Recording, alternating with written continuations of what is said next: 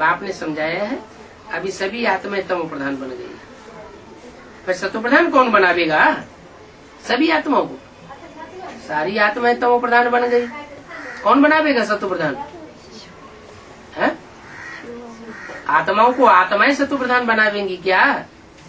आत्माएं तो सब जन्म मरण के चक्र में आने वाली है, सब तमो प्रधान बन गई। सबको अपना पूर्व जन्म भूल गया, अपने आगे पीछे की कोई तीनों कालों की हिस्ट्री तो जानता ही नहीं सारी सृष्टि की। तो सतो प्रधान आत्माओं को कौन बनावेगा?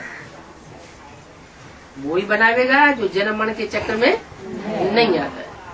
हम बिंदु बिंदु आत्माओं का बाप वो ज्योति बिंदु शिव है, जो कि जन्म मरण के चक्र में नहीं आता, सुख और दुख दोनों से जा रहा है। न स्वर्ग में आके सुख भोगता है और नरक की दुनिया में न आकर के द्वापर कलयुग में दुख भोगता है। वो दोनों से परे है। वो अभोक्ता, वो अकर्ता शिव इस सृष्टि पर आकर के जब मनुष्य सृष्टि के पिता में प्रवेश करता है तो वो सारी सृष्टि को सतो प्रधान तमो प्रधान से सतो प्रधान बनाता है।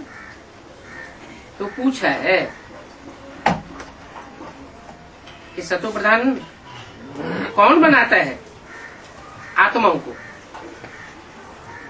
वो तो बाप ही बना सकते हैं। सतो प्रधान नई दुनिया में थोड़े मनुष्य रहते हैं,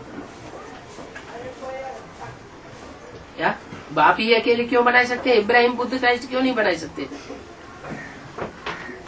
क्राइस्ट ने भी तो देखो 150-200 करोड़ क्रिश्चियन पैदा कर दिए।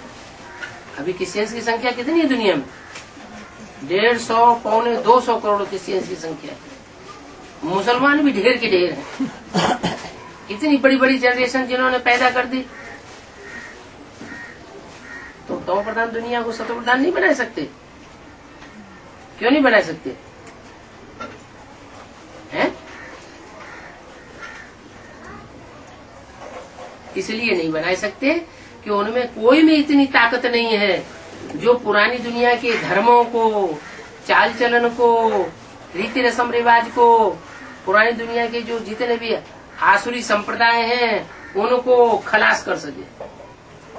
सबने आकर के अपना अपना धर्म तो स्थापन किया, लेकिन पुराने धर्मों का विनाश नहीं किया।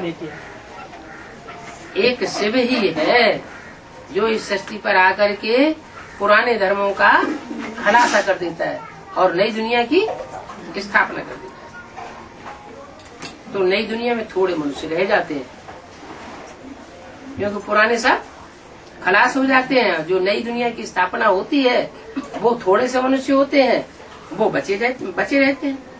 बाकी सब मुक्ति धाम में चले जाएंगे। क्या इस दुख दर्दों की दुनिया से उन सब की मुक्ति हो जाएगी। जीवन मुक्ति उनको नहीं मिलेगी। क्यों? उनको जीवन मुक्ति क्यों नहीं मिलेगी और हमको जीवन मुक्ति क्यों मिलती है? क्योंकि हम इस जीवन में रहते बाप को पहचान करके बाप के सहयोगी बनते हैं नई दुनिया बनाने के लिए। उनकी बुद्धि में नई दुनिया बनाने का प्लान आवेगा ही नहीं। तो बाकी सब मुक्ति धाम में चले जाते हैं और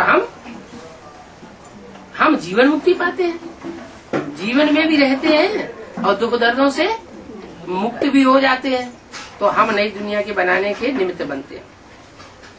बाकी ब्रह्म तो महत्तत्व है, जहाँ पर कि हम आत्माएं रहती हैं। ऐसे नहीं कि ब्रह्म भगवान है। सब मुक्ति धाम में चले जाते हैं। आत्मा तो अविनाशी है, भले मुक्ति धाम में आत्माएं चली जाती है, लेकिन ऐसे नहीं कि उनका विनाश हो जाता है। वो आत्माएं फिर अपने अपने टाइम पर इस सृष्टि पर वापस आती है और अपना सुख दुख का खेल करती है। आत्मा अविनाशी है। ये अविनाशी नाटक है जिसमें सब आत्माओं का पार्ट लुधा हुआ है।